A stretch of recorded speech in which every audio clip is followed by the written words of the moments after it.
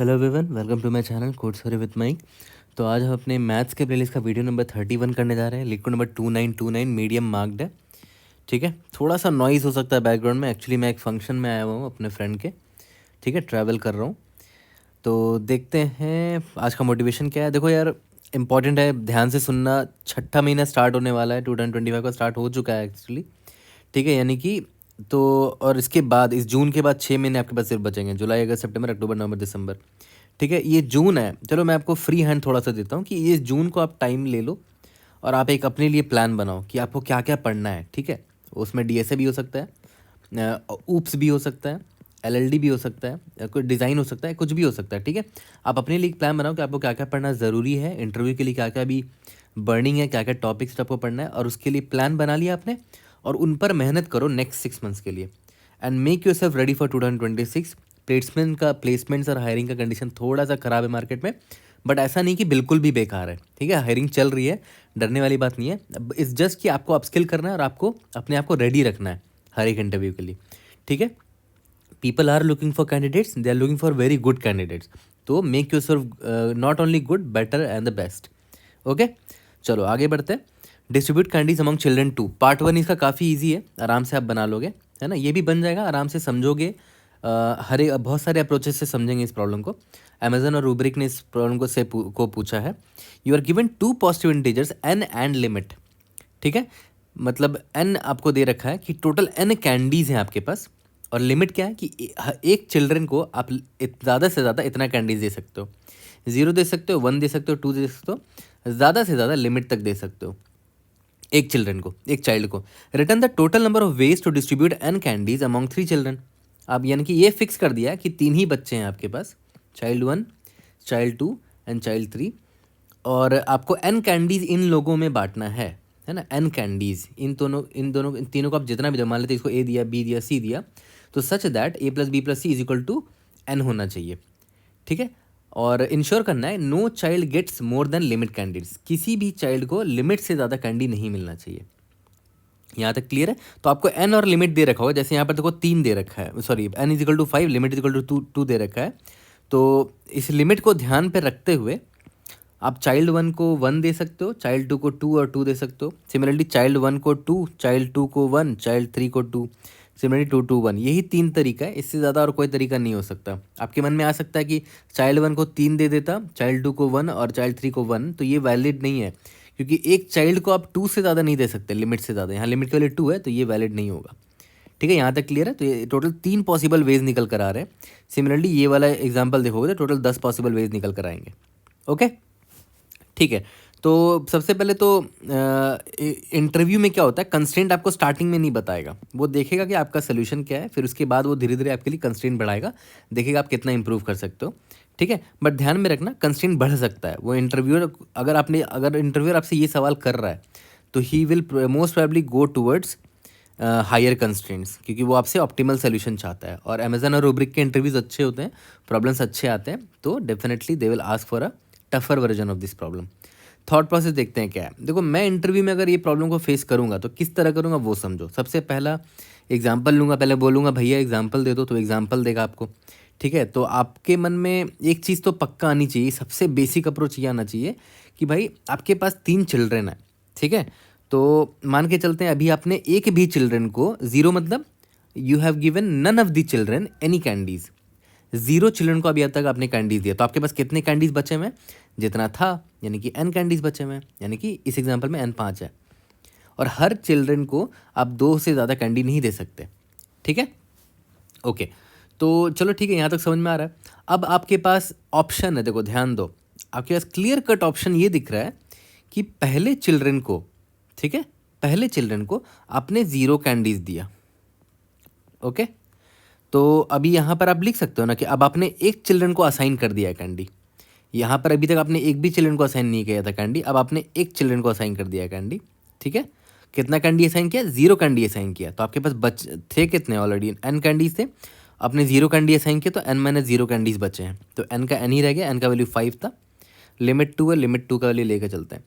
आपके पास दूसरी पॉसिबिलिटी क्या है कि आपने पहले चिल्ड्रन को एक कैंडी दिया। ठीक है, तो यहाँ पर भी वही होगा कि स्टार्टिंग में आपने एक भी चिल्ड्रन को कैंडी असाइन नहीं किया था, अब आपने एक चिल्ड्रन को कैंडी असाइन कर दिया है।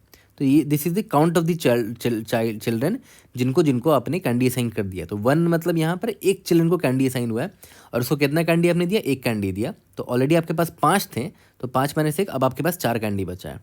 ये तो 2 मेरा लिमिट था, ठीक है। अब बताओ, ये 0 कैंडी दिया उस बच्चे को, पहले बच्चे को, या तो 1 कैंडी दिया या तो 2 कैंडी दे सकते हो। क्यों? क्योंकि प्रॉब्लम में दे रखा कि 2 लिमिट है, एक बच्चे को आप 2 से 2 तक दे सकते हो, तो 2 कैंडी तक मैं जाऊँगा। अगर 2 कैंडी दिया तो एक चाइल्ड को असाइन किया मैंने, 5 माइनस 2 यानी कि अब 3 कैंडी बचा है, ठीक है। 2 तो मेरा लिमिट है, ठीक है। तो पहले बच्चे को आप इतने पॉसिबिलिटी से कैंडी दे सकते थे, ठीक है। अब आपने पहले बच्चे को जब दे दिया है तो यहाँ पर भी फिर से आप ये एक्सपैंड हो सकता है फर्दर कि अब चाइल्ड नंबर 2 को आप कितना कैंडी दे सकते हो, या तो 0 दे सकते हो, या तो 1 दे सकते हो, या तो 2 दे सकते हो। अगर आपने 0 दिया तो अब चाइल्ड का काउंट देखो 2 हो गया कि अब आपने 2 चाइल्ड को कैंडी दे दिया है।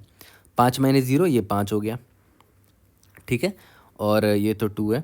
सिमिलरली अगर आपने एक कैंडी दिया होता तो ये तो 2 हो जाएगा क्योंकि आपने दूसरे चाइल्ड को भी कैंडी दे दिया। 5 माइनस 1 4 कैंडी बचा, ये 2 है। सिमिलरली अगर आपने उसको 2 कैंडी दे दिया तो ये तो 2 होगा, दूसरे चाइल्ड को भी आपने दे दिया। 5 माइनस 2 3 कैंडी बचा और ये तो 2 था, ठीक है।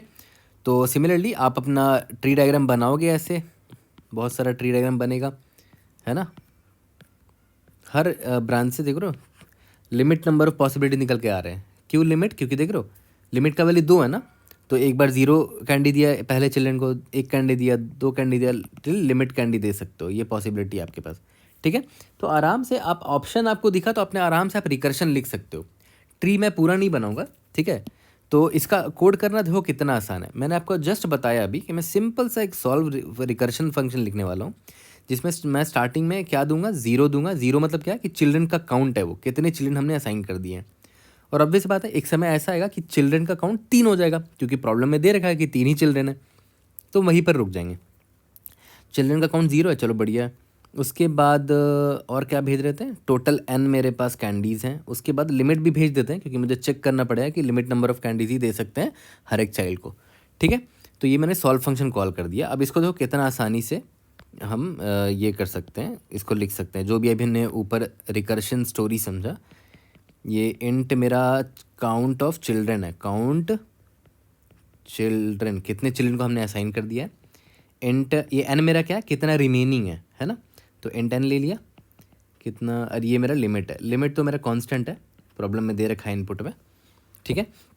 अब मैंने आपको जस्ट बताया कि मेरा सबसे इजी बेस केस यही होगा कि मेरा काउंट ऑफ चाइल्ड जो है ना वो अगर is equal to exactly is equal to 3 हो जाता है तो ऑब्वियस ही बात है हम बस इतना चेक कर लेंगे रिटर्न, हम बस इतना चेक कर लेंगे रिटर्न नहीं, यहाँ पर इफ़ लिख लो या तो कि भाई रिमेनिंग है ना n जो है ना एग्जैक्टली 0 हो जाना चाहिए, है ना। क्योंकि मैंने प्रॉब्लम में बोल रखा है कि 3 चाइल्ड को अगर आप देते हो, एक को a दिया, एक को b दिया, एक को c दिया, तो एग्जैक्टली तीनों का जो सम है वो एग्जैक्टली n के बराबर होना चाहिए। मतलब अपने सारे कैंडीज ख़त्म हो जाने चाहिए, तो n एग्जैक्टली 0 होना चाहिए।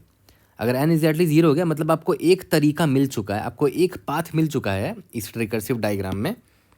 एक पाथ आपको मान लेते मिल गया, मान लेते वो पाथ कुछ भी हो सकता है ये पाथ होता, ये पाथ मिल गया, हो सकता है ये पाथ मिल गया, है ना। तो जो जो पाथ आपको मिल रहा है वो पाथ को आप काउंट करते चले जा रहे हो, है ना। तो यहाँ पर आपने रिटर्न 1 कर दिया, मतलब यू गॉट 1 पॉसिबल डिस्ट्रीब्यूशन। और अगर ऐसा नहीं है तो ऑब्वियस सी बात है रिटर्न 0 कर दो कि ये गलत पाथ पर आप आ गए थे, तो बैक ट्रैक कर दो, रिटर्न कर दो, ओके, ठीक है। इसके बाद अब बड़ा सिंपल है, मैंने आपको क्या बोला था, एक वेरिएबल ले लेते हैं जो मेरा नंबर ऑफ़ वेज को कैलकुलेट करता ऐड करता रहेगा, है ना। अब सिंपली मैंने क्या बोला था कि एक चिल्ड्रन को इंट कितना हम असाइन कर सकते हैं, int assign is equal to या तो 0 असाइन कर सकते हैं और assign less than equal to जितने लिमिट की वैल्यू है, इससे ज़्यादा असाइन नहीं कर सकते, है ना। असाइन प्लस प्लस, ओके, ठीक है। तो अब बस सिंपल है, ways plus is equal to, मैंने सिंपल रिकर्शन फंक्शन कॉल कर दिया सॉल्व। अब देखो ध्यान देना, अभी मैं क्या सोच के चल रहा हूँ कि मैंने फर्स्ट चिल्ड्रन को असाइन कर दिया है, ठीक है। तो मैं चाइल्ड का काउंट जो है वो +1 कर दूंगा, काउंट चाइल्ड +1, ठीक है। और दूसरा वेरिएबल क्या था, रिमेनिंग यानी कि n, और आपने उसको कितना असाइन कर दिया, असाइन वेरिएबल में जो वैल्यू थी उतना असाइन कर दिया, और तीसरा है क्या, तीसरा मेरा लिमिट है। ठीक है, और लास्ट में जितने भी पॉसिबल वेज निकल कर आए यहाँ पर रिटर्न वेज कर दो। क्या टफ था इस प्रॉब्लम में, बहुत इजी प्रॉब्लम था देखा जाए तो। ठीक है, इस प्रॉब्लम को टफ बनाता है इसका कंस्ट्रेंट, है तो काफ़ी इजी ना, प्रॉब्लम को टफ बना रहा है इसका कंस्ट्रेंट। अब इसमें देखो एक और करेक्शन क्या किया जा सकता है, अगर आप नोटिस करो n इजिकल टू 5 था और लिमिट 2 था, है ना, कि हर चाइल्ड को दो ज़्यादा से ज़्यादा 2 दे सकता है। अगर ऐसा भी हो सकता था कि लिमिट किसी का बहुत बड़ा भी हो सकता है किसी चाइल्ड का लिमिट 100 होता, मतलब वो 100 कैंडीज़ खाने की ताकत है उसमें। ठीक है, बट आपके पास कैंडी से टोटल 5 ही है ना, तो यहाँ पर देख रहे हो असाइन जो है less than equal to limit है, ये 100 हो जाएगा, है ना, बट आपके पास कैंडीज़ कितने हैं, आपके पास कैंडीज़ टोटल 5 है, तो 5 माइनस असाइन की वैल्यू अगर मान लेते हैं 100 हो गई, तब तो नेगेटिव हो जाएगा, है ना। तो हम क्या करेंगे, इतना ये तो नेगेटिव वाले तो एनीवेज इनवैलिड केस है, तो यहाँ पर आप सिंपली ये कर दो कि भाई लिमिट और n में जो सबसे छोटा है ना, किसी चाइल्ड को आप ज़्यादा से ज़्यादा कितना कैंडीज दे पाओगे भाई, जितना कैंडीज प्रेजेंट है, मेरे पास 5 ही कैंडीज प्रेजेंट है, लिमिट तो तेरा 100 है भाई, बट मेरे पास 5 ही प्रेजेंट है, तो लिमिट ही मैं तो तुझे मैं ज़्यादा से ज़्यादा 5 कैंडीज दे पाऊंगा। तो यहाँ पर आप एक करेक्शन ये कर सकते थे, मिनिमम ऑफ जो n का वैल्यू है एंड लिमिट। ठीक है, दोनों में से जो छोटा है, अब मैं ज़्यादा से ज़्यादा इतना ही दे सकता हूँ किसी भी चाइल्ड को, है ना। यहाँ पर देख रहे हो, यहाँ पर ज़्यादा से ज़्यादा आप किसी भी चाइल्ड को n 5 ही कैंडीज दे सकते हो, भले उसका लिमिट 100 हो।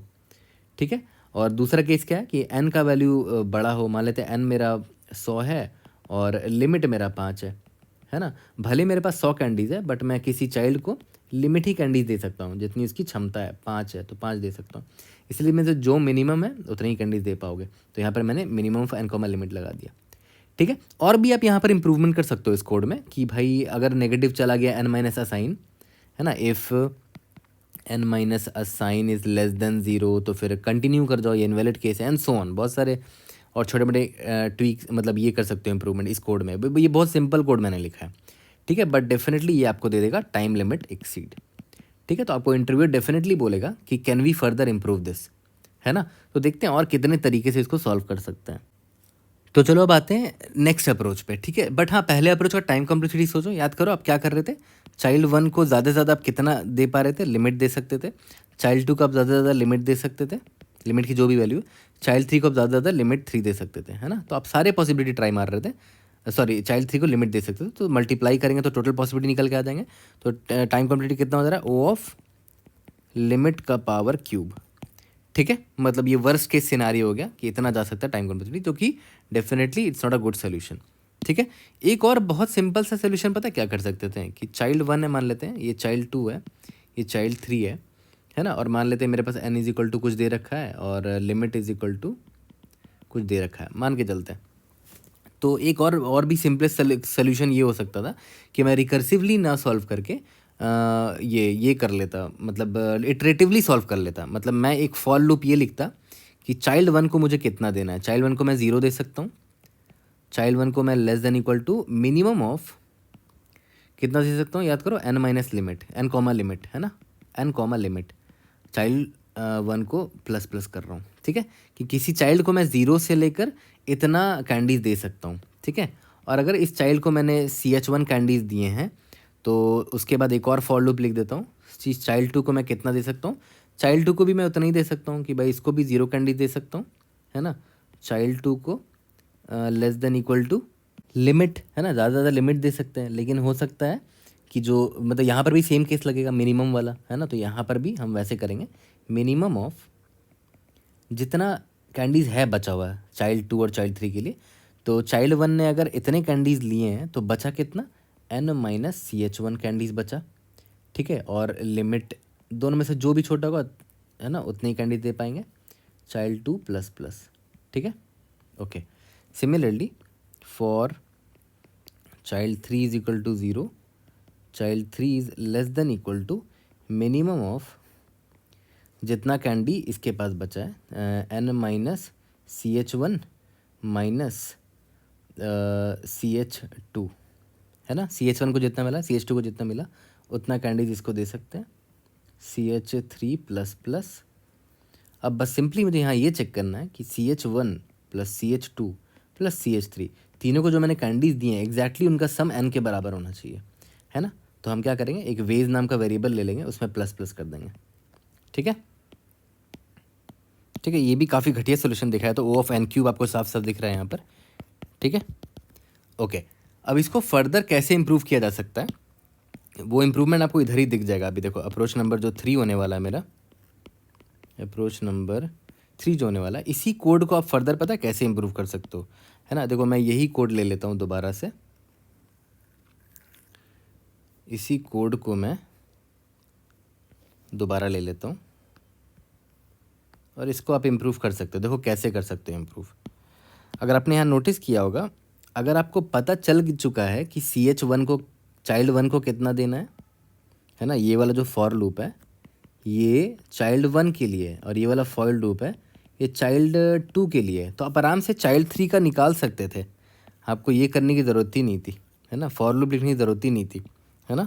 अगर मान लेते हैं आपके पास 10 कैंडीज़ है, चाइल्ड 1 को आपने 2 दिया, चाइल्ड 2 को आपने 3 दिया, तो ऑब्वियसली चाइल्ड 3 को कितना दे पाओगे, 10 माइनस 3 प्लस 2, है ना, 10 माइनस 3 माइनस 2 यानी कि 5 कैंडीज दे पाओगे चाइल्ड 3 को। तो यहाँ पर ही वही कर सकते थे कि भाई इंट CH3 को कितना दे पाओगे, टोटल n था माइनस CH1 माइनस CH2, तो थर्ड चाइल्ड को इतना ही निकल के आ गया। वैसे जो रिमेनिंग है वो तो आराम से निकाल सकते थे।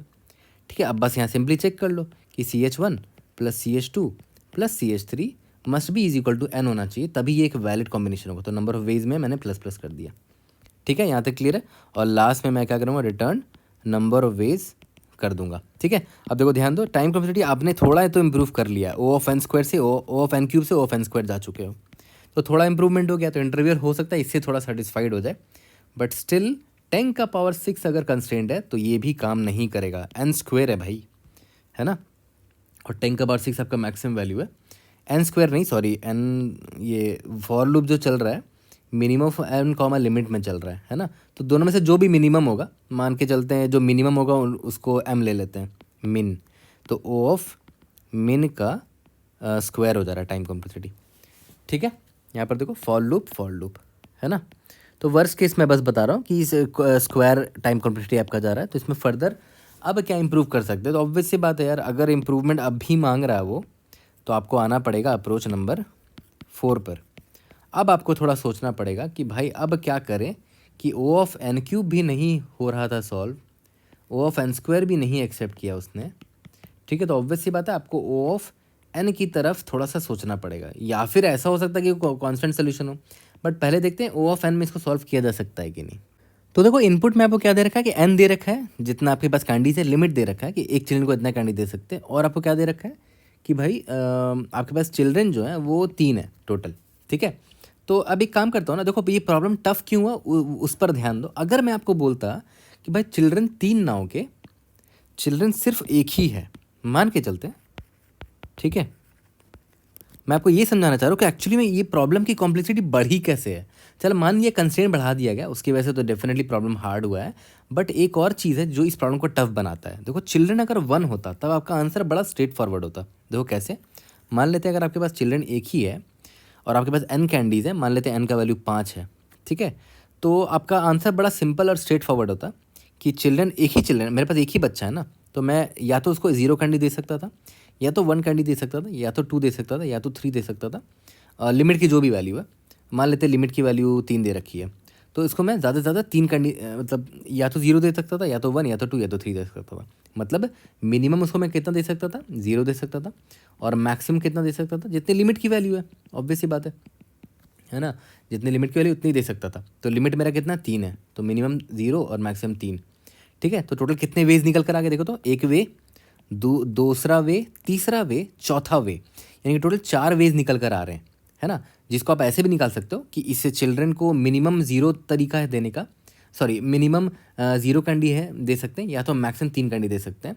तो आप आराम से ऐसे भी निकाल सकते थे कि 3 minus 0 plus 1 that is 4, total 4 possible way इसको देने के।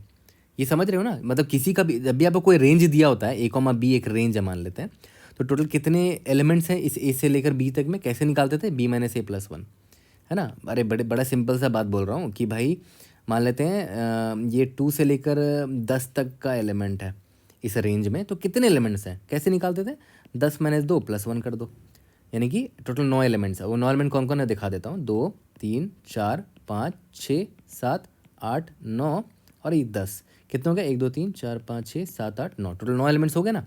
यानी कि 2 से लेकर 10 तक में कितने एलिमेंट्स हैं, 9 एलिमेंट्स है। कैसे निकाला, 10 मतलब higher range 10 minus lower range यानी कि -2 + 1 कर दो बस।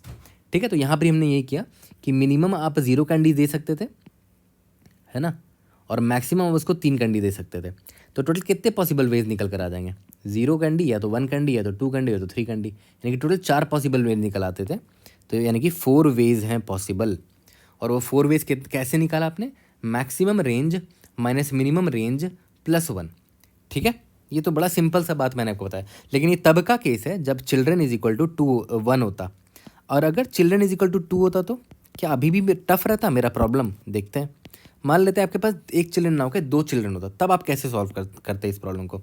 अभी भी n इज इक्वल टू 5 है और मान लेते हैं लिमिट इज इक्वल टू 3 है, अभी भी प्रॉब्लम इतना टफ नहीं होता। अगर आप ध्यान दो, आपके पास 2 चिल्ड्रन है इस बार, ठीक है, चिल्ड्रन 1 चिल्ड्रन 2, तो आप चिल्ड्रन 1 लिमिट आपका 3 दे रखा है, तो चिल्ड्रन 1 को आप 0 कैंडी दे सकते थे।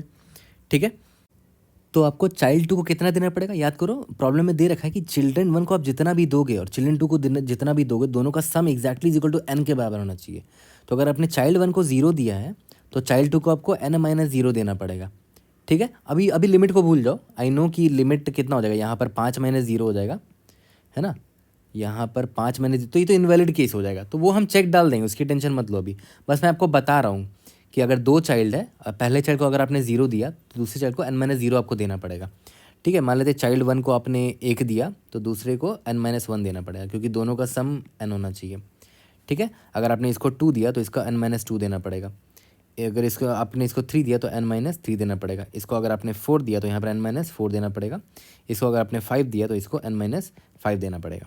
ठीक है, और प्रॉब्लम में दे रहा है कि n इज इक्वल टू 5 है, मैक्सिमम 5 कैंडीज है, तो आप इसको 5 दे सकते तो ज़्यादा से ज़्यादा। ठीक है, तो अब एक बात हो, कितने पॉसिबल वेज निकल कर आ रहे हैं देखो तो, 1 2 3 4 5 6, टोटल 6 पॉसिबल वेज निकल कर आ रहे हैं। और ये भी कितना आसान था निकालना वो देखो, क्योंकि देखो मिनिमम कितना दे सकते थे आप चाइल्ड 1 को, 0 दे सकते थे, और चाइल्ड 2 को कितना दे सकते, चाइल्ड 1 को मिनिमम कितना दे सकते, मैक्सिमम कितना दे सकते थे, 5 दे सकते थे, यानी कि n का वैल्यू, है ना, n का जो भी वैल्यू है, मिनिमम माइनस मैक्सिमम आपको पता चल गया। फिर से आप वैसे ही कर सकते थे कि आप जो आपका मैक्स वैल्यू है, ये आपका चाइल्ड 1 का मैक्स वैल्यू था, चाइल्ड 1 का मिन वैल्यू था, है ना, तो मैक्स माइनस मिन +1, टोटल इतने पॉसिबल वेज हैं डिस्ट्रीब्यूशन के, आपको साफ साफ दिख भी रहा है, 1 2 3 4 5 6। ठीक है, तो ये यानी कि 2 चाइल्ड का भी निकालना बड़ा आसान होता है ना। आपको मिनिमम वैल्यू ऑलरेडी पता है और मैक्सिमम वैल्यू आपको ऑलरेडी पता है। ठीक है, बट आपको यहाँ पर आप लिमिट भी दे रखा है, तो आप लिमिट के हिसाब से मिनिमम और मैक्सिमम निकाल लेना। वो जैसे यहाँ पर मैं दिखा देता हूँ आपको कि चाइल्ड अगर आप लिमिट के साथ अगर सॉल्व करते हैं इस प्रॉब्लम को, तो चाइल्ड 1 और चाइल्ड 2 को मान लेते हैं।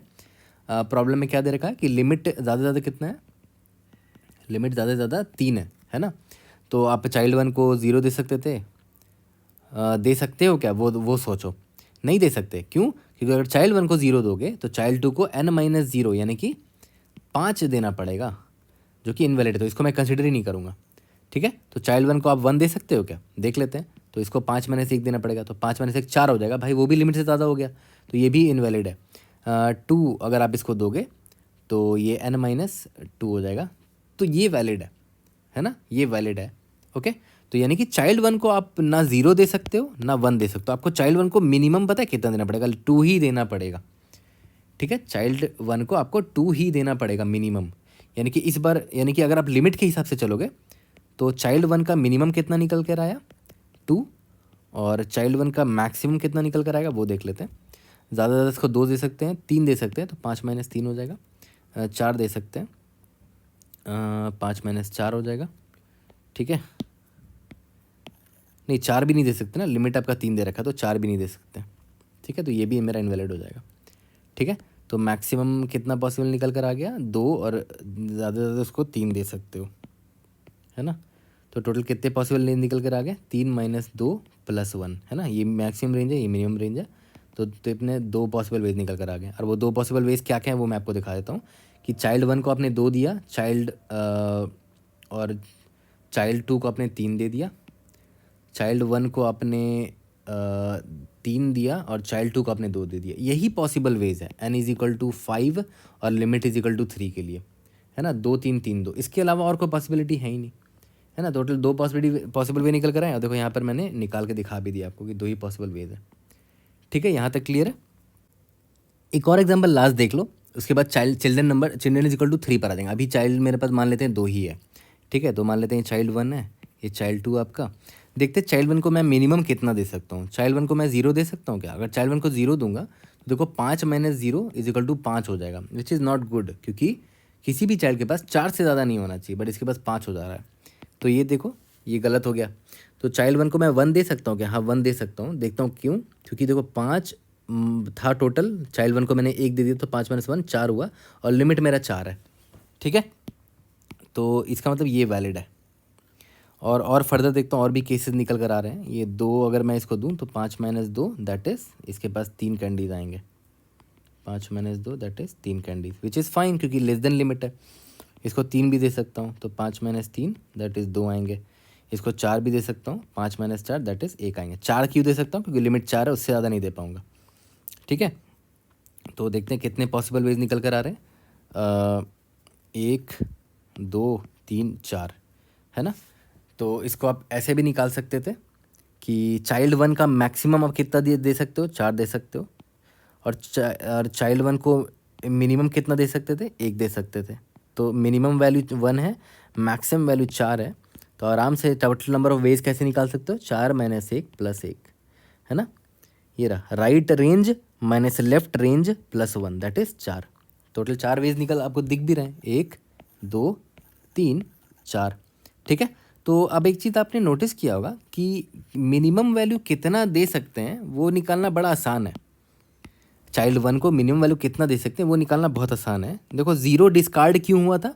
क्योंकि अगर मैं इसको 0 दे रहा था ना तो चाइल्ड 2 के पास 5 चले जा रहे थे, है ना। और प्रॉब्लम में दे रखा है कि दोनों आप इनको जितना भी देते हो उनका सम जो है ना exactly is equal to n होना चाहिए, ठीक है। तो इसीलिए मुझे ना चाहते हुए भी इसको 5 माइनस 0 5 देना पड़ रहा था, जो कि ताकि n के बराबर हो जाए टोटल। बट 5 देने पर लिमिट क्रॉस कर जा रहा था। ये लिमिट की वैल्यू मेरी कितनी थी? 4 थी, ठीक है। तो इनवैलिड हो गया। तो आप ऐसे कर सकते हो ना, चाइल्ड 2 को 5 आप नहीं दे सकते, बट चाइल्ड 2 को आप ज़्यादा से ज़्यादा कितना दे सकते हो? चाइल्ड 2 को आप ज़्यादा से ज़्यादा 4 दे सकते हो, 4, ठीक है। अगर चाइल्ड 2 के पास 4 चला गया तो रिमेनिंग कितना बचेगा? 5 माइनस 4 दैट इज़ 1 बचेगा, और वो उसके लिए मिनिमम वैल्यू होगा चाइल्ड 1 के लिए, है ना। तो देखो ये वैलिड केस क्यों आया मेरा, ये मिनिमम वैलिड केस क्यों आया चाइल्ड 1 के लिए? क्योंकि मैंने क्या किया, चाइल्ड 2 को देखो मैंने ना 4 असाइन कर दिया, और 4 याद है क्या था? 4 मेरा लिमिट का वैल्यू था, है ना। 4 में ना लिमिट का वैल्यू था। तो चाइल्ड 1 के लिए मिनिमम मैंने कैसे निकाला? चाइल्ड 1 के लिए मिनिमम मैंने कैसे निकाला? चाइल्ड 1 के लिए मिनिमम कैंडीज़ पता है मैंने कैसे निकाला? मैंने चाइल्ड 2 को लिमिट कैंडीज़ दे दिया, ज़्यादा से ज़्यादा इतना ही कैंडीज़ ले सकता है ये, है ना। और ये जितना ज़्यादा लेगा उतना कम कैंडीज़ बचेगा चाइल्ड 1 के लिए, है ना। और मुझे चाइल्ड 1 के लिए मिनिमम ही चाहिए। तो मैंने क्या किया, चाइल्ड 2 को जितना ज़्यादा वो ले सकता था उसको दे दिया। तो चाइल्ड 2 को मैंने कितना दे दिया? लिमिट नंबर ऑफ कैंडिडेट, जो उसकी मैक्सिमम लिमिट थी। तो बच गया क्या? n minus limit. और ये n माइनस लिमिट ना इस चाइल्ड 1 के लिए मिनिमम होगा। यहाँ पर एग्जैक्टली हमने वही किया। देखो चाइल्ड 2 को मैंने क्या किया, यहाँ पर मैक्सिमम लिमिट दे दिया जितना वो ले सकता था, 4 ले सकता था। लिमिट मेरा 4 दे रखा है ना।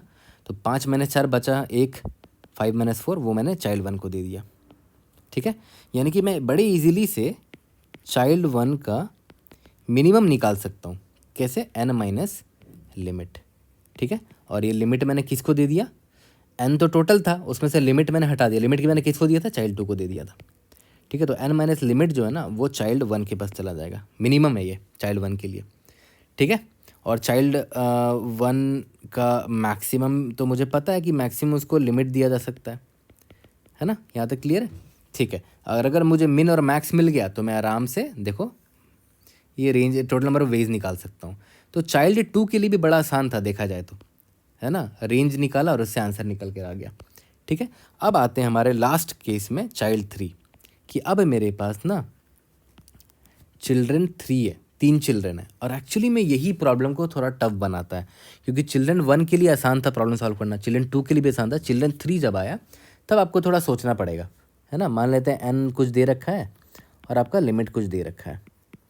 ओके, अब देखो याद है आपको जब हमने O ऑफ n स्क्वायर वाला सोल्यूशन बनाया था O ऑफ n क्यूब से, तो याद है n क्यूब में क्या होता था, 3 फॉर लूप लिखना पड़ता था, एक i के लिए, एक j के लिए, एक k के लिए। लेकिन n स्क्वायर कैसे हुआ था याद है, हमने ये एक का आंसर इन दोनों की मदद से निकाल लिया था, n स्क्वायर। ठीक है, तो यहाँ पर भी कुछ हम लोग ऐसा कर सकते हैं क्या कि भाई 3 चिल्ड्रन का केस को 2 चिल्ड्रन के केस में कन्वर्ट करके देखो कैसे। याद है हमारे पास 3 चिल्ड्रन है ना, इस बार चिल्ड्रन 1 है, चिल्ड्रन 2 है, चिल्ड्रन 3 है, और समहाउ अगर आपको आप ये पता कर सको चिल्ड्रन 1 को आप जितना भी असाइन कर रहे हो, मान के चलते चिल्ड्रन 1 को आपने x कैंडीज असाइन कर दिए। ठीक है, अब बताओ मुझे कि बचा कितना कैंडीज, बच गया कितना candies, n minus x candies बचा है। ठीक है, अब मान लेते चलते ये मेरा न्यू n है। ठीक है, और मेरा लिमिट तो दे ही रखा है जितना भी लिमिट है। ठीक है, अब देखो तो ये एग्जैक्टली वही केस नहीं हो गया जो अभी हमने जस्ट ऊपर सॉल्व किया, 2 चिल्ड्रन वाला केस।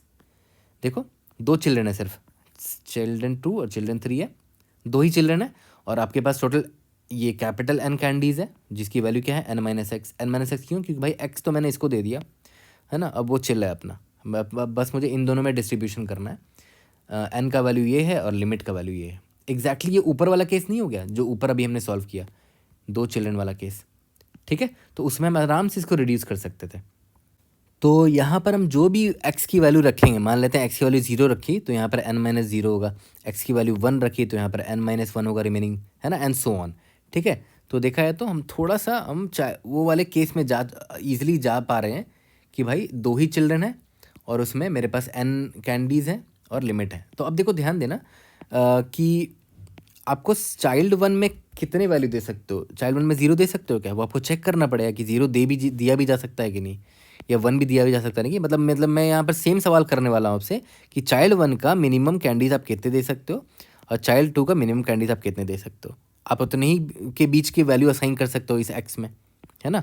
तो अब याद है मैंने आपको थोड़ी देर पहले ये सिखाया था कि अगर आपको चाइल्ड 1 का 2 वाले चिल्ड्रन के केस में याद है मैंने आपको बताया था ना कि चाइल्ड 1 का मिनिमम निकालना है, तो जो इस चाइल्ड के अलावा जो बचे हुए चाइल्ड हैं उन सबको लिमिट कैंडीज असाइन कर दो और n माइनस कर दो उसमें से। ठीक है, तो जो वैल्यू आएगा वो चाइल्ड 1 का मिनिमम वैल्यू होगा, है ना। तो यहाँ पर मैं वही करने वाला हूँ कि अगर मैं चाइल्ड 2 को मैक्सिमम कैंडीज दे दूँ, लिमिट और लिमिट, ठीक है, मतलब कितने कैंडीज मेरे वेस्ट हो गए अब, मतलब चले गए n माइनस 2 इंटू लिमिट, है ना, क्योंकि 2 इंटू लिमिट क्यों कर रहा हूँ, एक लिमिट इसको गया एक लिमिट इसको गया, तो बच गया कितना n माइनस 2 इंटू लिमिट, यानी कि ज़्यादा से ज़्यादा इतने कैंडीज ये लोग ले सकते हैं चाइल्ड 2 और चाइल्ड 3। तो चाइल्ड 3 के पास कितना चाइल्ड 1 के पास कितना बचेगा, n माइनस 2 इंटू लिमिट। तो इसका मतलब क्या हुआ कि चाइल्ड 1 के लिए जो मैक्सिमम जो मिनिमम कैंडीज़ का वैल्यू है वो होगा n माइनस 2 इंटू लिमिट, है ना, क्योंकि ज़्यादा से ज़्यादा आप इतना ही घटा सकते हो n में, सच दैट ये चाइल्ड 2 को लिमिट मिल जाए, चाइल्ड 3 को लिमिट मिल जाए और चाइल्ड 1 के लिए मिनिमम पॉसिबल वैल्यू निकल के आ जाए। ठीक है, n माइनस 2 इंटू लिमिट। इससे फ़ायदा क्या हो रहा है, इससे हम एक चीज़ से बच पा रहे हैं कि भाई तीनों का जो सम है, तीनों का जो सम है ना वो इज इक्वल टू n के बराबर होना चाहिए, है ना। देखो इसको n minus 2 into limit assign किया आपने, n माइनस 2 इंटू लिमिट, ये चाइल्ड 1 को आपने असाइन किया, चाइल्ड 2 को आपने लिमिट असाइन किया, चाइल्ड 3 को आपने लिमिट असाइन किया, दोनों का तीनों का सम कितना है, एग्जैक्टली n के बराबर है ना, ये कट जाएगा n बच जाएगा। तो ये भी रूल फॉलो हो पा रहा है कि जितने कैंडीज आपने दिए तीनों को उनका सम एग्जैक्टली n के बराबर होना चाहिए। ठीक है, तो इसकी मदद से मैंने क्या किया, इसकी मदद से मैंने x का मिनिमम वैल्यू निकाल लिया। ठीक है, और आपको ऑलरेडी पता है कि किसी भी चाइल्ड को आप मैक्सिमम कितना दे सकते हो, लिमिट दे सकते हो, ये रहा। तो आपको ये मैक्सिमम वैल्यू भी पता है चाइल्ड का कि लिमिट वैल्यू दे सकता हूँ इसको। ठीक है, लेकिन प्रॉब्लम में ये भी तो हो सकता है ना कि जो मैंने आपको ऊपर बताया था कि n मान लेते हैं आपका 2 ही है और लिमिट आपका 100 है, तो उस केस में आप मिनिमम आपको लेना पड़ेगा, दोनों में से जो भी मिनिमम है n कॉमा लिमिट। ठीक है, तो मैक्स वैल्यू सिर्फ लिमिट नहीं लिखना, मिनिमम ले लेना जो भी n कॉमा लिमिट में वैल्यू है। ठीक है, तो चलो आपको चाइल्ड 1 का मिन और मैक्स तो पता चल गया है, ठीक है, कि एक्स का जो वैल्यू है वो मिनिमम इतना हो सकता है और मैक्सिमम इतना हो सकता है। चलो ठीक है, अब बात आती है कि एक्स में जो भी वैल्यू मैं असाइन करता हूँ, मान लेते हैं एक्स में मैंने मिनिमम असाइन किया, तो मैं सिंपली यहाँ पर एक फॉर लूप चला सकता हूँ कि मैं चाइल्ड 1 के लिए कितने कैंडीज असाइन कर सकता हूँ। तो चाइल्ड 1 के लिए मान लेते हैं एक आई फॉर लूप चला लेते हैं, आई इज इक्वल टू जो भी मिनिमम वैल्यू निकाला आपने, minimum I is less than equal to जो भी मैक्सिमम वैल्यू आपने निकाला, ये रहा, यहाँ से बता रहा हूँ, ये मैक्स यहाँ से उठाया मैंने, ठीक है, आई प्लस प्लस, ठीक है। अब देखो आपको ये पता चल चुका है कि चाइल्ड 1 को कितना जाएगा, है ना, ये आपका किसके लिए था, ये था आपके चाइल्ड 1 के लिए था। अब चाइल्ड 1 को आपने जब असाइन कर दिया तो बच गया कितना, मैं लिख देता हूँ यहाँ पर, अब बच गया कितना, n माइनस आई। अब ये n माइनस आई कैंडीज बच गए चाइल्ड 2 के लिए एंड चाइल्ड 3 के लिए। अब देखो ये एग्जैक्टली वही केस हो गया कि आपके पास 2 चिल्ड्रन है और n कैंडीज है और आपके पास लिमिट दे रखा है। आराम से आप चाइल्ड 2 का मिन और मैक्स निकाल दोगे ना, तो आप आराम से वेज नंबर ऑफ वेज निकाल सकते हो कि मैक्स ऑफ CH2, मतलब चाइल्ड 2 का जो भी मैक्स आप निकालोगे, मिन ऑफ CH2 प्लस 1। याद करो हमने ये वाला केस ऐसे ही तो सॉल्व किया था, 2 चिल्ड्रन और गिवन कैंडीज इतने हैं, ठीक है। और आपने ये तो फिक्स कर दिया ना, चाइल्ड 1 के लिए तो आपने आई फिक्स कर दिया है, ठीक है। हर आई के लिए आप नंबर ऑफ वेज निकालोगे for 2 children and n candies, n minus I candies, ठीक है। तो अब अभी जस्ट एग्जैक्टली वही दिमाग लगाएंगे। देखो ध्यान देना, इंट, यहाँ पर मैं एक वेरिएबल ले लेता हूँ अपडेटेड वेरिएबल, कि अब मेरा जो केस है वो एक्चुअली में n जो है ना वो n माइनस आई है, क्योंकि ये आई कैंडीज़ आपने चाइल्ड 1 को दे दिया है, तो अब नया n मेरा ये हो चुका है, रिमेनिंग कैंडीज़ ये हैं फॉर चाइल्ड 2 एंड चाइल्ड 3, ठीक है। यहाँ तक तो क्लियर है। अब देखो ध्यान देना, इंट, अब मैं क्या कर रहा हूँ, चाइल्ड 2 का मिन और चाइल्ड 2 का मैक्स निकालना जा रहा हूँ। तो चाइल्ड 2 का मिनिमम ऑफ चाइल्ड 2, उसका मिनिमम निकालने जा रहा हूँ, ओके। तो एग्जैक्टली वही 2 चिल्ड्रन वाला केस है ये, है ना। तो 2 चिल्ड्रन वाले केस में मैंने आपको क्या बोला था कि अगर आपको पहले वाले चाइल्ड का मिनिमम निकालना है तो मैंने क्या बोला था कि जो रिमेनिंग चाइल्ड है उसको लिमिट असाइन कर दो, जो बचेगा वो चाइल्ड 2 को दे देंगे, है ना। तो अगर मैंने जो चाइल्ड 3 को अगर मैंने लिमिट असाइन कर दिया, मान के चलते हैं चाइल्ड 3 को अगर मैंने लिमिट असाइन कर दिया तो बच गया कितना, n माइनस लिमिट, ठीक है। n माइनस लिमिट किसके लिए बच जाएगा, चाइल्ड 2 के लिए बच जाएगा। तो चाइल्ड 2 का मिनिमम वैल्यू ये हो जाएगा, समझ रहे हो, ठीक है। सिमिलरली अभी मैं क्या करूँगा, चाइल्ड 2 का मैक्सिमम वैल्यू निकाल दूंगा, मैक्स ऑफ चाइल्ड 2 का मैक्स वैल्यू कितना होगा भाई, ज़्यादा से ज़्यादा लिमिट ले सकता है और क्या, है ना। लेकिन मैंने आपको क्या बोला था कि लिमिट हो सकता है ज़्यादा हो मेरे ऑलरेडी अवेलेबल कैंडीज से, तो आपको हमेशा क्या करना पड़ेगा, मिनिमम ऑफ अवेलेबल कैंडीज कितने n है और लिमिट इसका मैक्सिमम इतने कैंडीज ले सकता है, ठीक है। तो ऑब्वियस बात है इसका आपको ध्यान देना पड़ेगा, मिन वाला केस का, है ना, हर जगह ये मिन लगाना मत भूलना, ठीक है। और हाँ एक चीज़ और ध्यान देना पड़ेगा, n माइनस लिमिट देख लेना नेगेटिव नहीं होना चाहिए, है ना। अगर नेगेटिव हो गया तब तो कैलकुलेशन ही गड़बड़ हो जाएगी, तो ज़्यादा से ज़्यादा क्या होगा, 0 असाइन करना पड़ेगा, है ना। लिमिट नहीं, अब नेगेटिव नहीं कर सकते, तो यहाँ पर अगर आपको उससे बचना है तो यहाँ पर अब ये कर देना, maximum of 0, n minus limit, ठीक है। यहाँ तक क्लियर है, ओके। तो इस चीज़ पर ध्यान देना यार कि नेगेटिव चला जा रहा था, उससे बचने के लिए मैंने यहाँ पर 0 डाल दिया, ठीक है। और उन दोनों में से जो भी मैक्सिमम होगा वो असाइन हो जाएगा, क्योंकि अगर नेगेटिव गया तो ये नेगेटिव हो जाएगा, ये 0 मैक्सिमम है तो 0 असाइन हो जाएगा, इसलिए मैंने max of 0, n minus limit कर दिया। और यहाँ पर मिनिमम क्यों है, क्योंकि ऑब्वियस ही बात है, मान लेते हैं आपके पास 5 कैंडीज़ है और लिमिट आपका 100 है, तो ऑब्वियस है 5 ही कैंडीज़ देखो, तो इनमें से जो मिनिमम है उतनी यहाँ पर ज़्यादा से ज़्यादा खुद को असाइन कर सकते हो। तो मुझे चाइल्ड 2 का मिन और मैक्स पता चल गया है, तो भाई नंबर ऑफ वेज में प्लस कर दो max range minus min range plus 1, ठीक है। और लास्ट में सिंपली रिटर्न कर दो वेज, है ना। और देख लो ये नंबर ऑफ वेज जो निकल रहे हैं हर पॉसिबल एक्स के लिए निकल रहा है ना। याद करो एक्स असाइन किया था ना अपने चाइल्ड 1 को, जिसका आपने मिन और मैक्स निकाल लिया था, ये मिन था ये मैक्स था, है ना। आई ना दे के यहाँ पर एक्स दे सकते हो, वेरिएबल कुछ भी रख सकते हो, मैंने आई रखा है यहाँ पर, ठीक है। आपने मान लेते इसको आई असाइन किया है, और इसका मिन और मैक्स आपने बड़े आसानी से निकाल लिया था, है ना। मिन आप इतना ही असाइन कर सकते हो, n minus two into limit, और मैक्स n कॉमा लिमिट। ठीक है, यहाँ तक क्लियर है। तो देखा है तो हमने अभी भी वही किया कि आपके पास आपको चाइल्ड 1, चाइल्ड 2 और चाइल्ड 3 थे, तो आपने चाइल्ड 1 की वैल्यू फिक्स कर दी, और चाइल्ड 2 और चाइल्ड 3 वाला केस तो आपको सॉल्व करना ऑलरेडी आता था, वही आपने किया है। चाइल्ड 1 के लिए जो भी वैल्यू आप ले रहे हो उसके लिए चाइल्ड 2 और चाइल्ड 3 का नंबर ऑफ वेज निकालते चले जा रहे हो, है ना।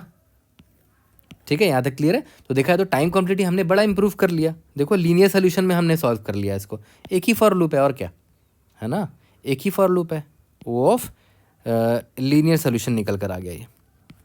ठीक है, तो मिनिमम कितना है, n minus two into limit, जिसको आप n बोल सकते हो वर्स्ट केस में, और मैक्सिमम कितना है, minimum of n common limit. ठीक है, तो आप इसको मान के चल लो वर्स्ट केस में कि भाई ये n टाइम्स चलेगा, तो o ऑफ n मैं बोल दे रहा हूँ। ठीक है, worst case o of n, मतलब देखा है तो आपने लीनियर सोल्यूशन निकाल के दिखा दिया इसका, और स्पेस कॉम्प्लेक्सिटी कांस्टेंट है। तो देखा है तो आपने बहुत बढ़िया सोल्यूशन निकाला। एक तो आपने रिकर्सिवली सोल्यूशन निकाला, वो ऑफ लिमिट इनटू क्यूब था, मतलब वो था आपका क्यूबिकल सोल्यूशन था, है ना, क्यूबिक। फिर आपने इटरेटिव क्यूबिक सोल्यूशन लिखा, ये दूसरा अप्रोच था आपका।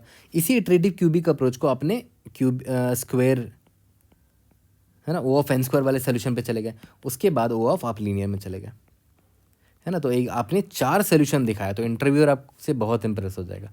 यही होता है रियल डीएसए, एकदम स्क्रैच से चलो और फर्दर धीरे धीरे करके इम्प्रूव करो, और विदाउट डिस्कशन ड्यूरिंग इंटरव्यू ये सब नहीं हो सकता।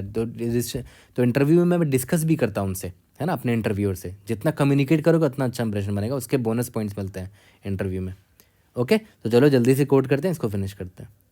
जो लास्ट वाला अप्रोच था उससे कोड कर लेते हैं, बाकी अप्रोच तो ब्रूट फोर्स वाले हैं, एन स्क्वायर एन क्यूब वाले हैं, वो भी आप कर सकते हो अलग से। Long ways is equal to 0 ले लिया। अब मैं चाइल्ड 1 की बात कर रहा हूँ कि उसको मैं मिनिमम कितना दे सकता हूँ। In minimum to child 1 will be equal to, मैंने आपको बताया था कि भाई एन माइनस जो दोनों चाइल्ड 2 और चाइल्ड 3 उनको लिमिट और लिमिट असाइन कर दो, तो 2 इंटू लिमिट वहाँ से उधर चला जाएगा, मिनिमम बचेगा n minus two into limit. ठीक है, तो यहाँ पर आप नेगेटिव से बचने के लिए मैक्स ऑफ 0 कॉमा लगा दोगे, तो नेगेटिव वैल्यू से बच जाओगे। ठीक है, इंट मिनिमम ऑफ CH2, मतलब चाइल्ड 2 को, sorry child, my bad, child 1 को मैक्स कितना दे सकते हो, मैक्स भाई लिमिट दे सकते हो, प्रॉब्लम में दे रखा है, लेकिन इससे बचने के लिए n कॉमा लिमिट क्यों कर रहे हैं, minimum of n comma limit, क्योंकि हो सकता है कि आपके पास कैंडीज सिर्फ 2 है, लेकिन किसी बंदे का लिमिट 400 है, तो ऑब्वियस बात है 2 ही कैंडीज हैं तो 2 ही असाइन कर पाओगे, 400 कहाँ से असाइन कर पाओगे। तो दोनों में से जो मिनिमम है आप इतना ही असाइन कर सकते हो। आप सिंपली फॉर लूप लगा दो चाइल्ड 1 के लिए। चाइल्ड 1 को आप i इज इक्वल टू मिन CH1 दे सकते हो, i is less than equal to min CH2, sorry max CH1 i plus plus, है ना। तो ये किसके लिए मैंने फिक्स किया, fixing child 1 assignment of candies, है ना। तो अगर मैंने इसको आई कैंडीज दे दिए तो रिमेनिंग कितना बचा, कैपिटल एन इसको ले लेते हैं, n माइनस आई कैंडीज बच गए फॉर चाइल्ड 2 एंड चाइल्ड 3। और आपको ये केस पता है ऑलरेडी, बड़ा सिंपल सिनेरियो, 2 चाइल्ड वाला आपको आता है सॉल्व करना। ठीक है, उसमें आप क्या करोगे, चाइल्ड 2 का मिनिमम निकाल लो। चाइल्ड 2 का मिनिमम कितना होगा, मैंने आपको जैसे ऊपर निकाला था, max of 0 comma capital N minus एक ही चाइल्ड 3 है तो उसको लिमिट आप असाइन कर दो, n माइनस लिमिट। ठीक है, और सिमिलरली मैक्स ऑफ CH2 इसको आप मैक्स कितना असाइन कर सकते हो, लिमिट असाइन कर सकते हो, लेकिन आपको बचना है उस केस से जिसमें n की वैल्यू ज़्यादा हो। ठीक है, तो n कॉमा लिमिट, यहाँ तक क्लियर है। और इसके बाद अगर आपको मिन और मैक्स पता है तो टोटल नंबर ऑफ वेज आप आराम से निकाल सकते हो, मैक्स CH2 माइनस मिन CH2 प्लस 1। ठीक है, max range minus min range plus 1, return number of ways. Run करके देखते हैं, we should be able to pass all the example test cases. Let's see, indeed yes, submit करके देखते हैं। कोई भी डाउट होता है raise in the comment section, I try to help you out. See you in the next video, thank you.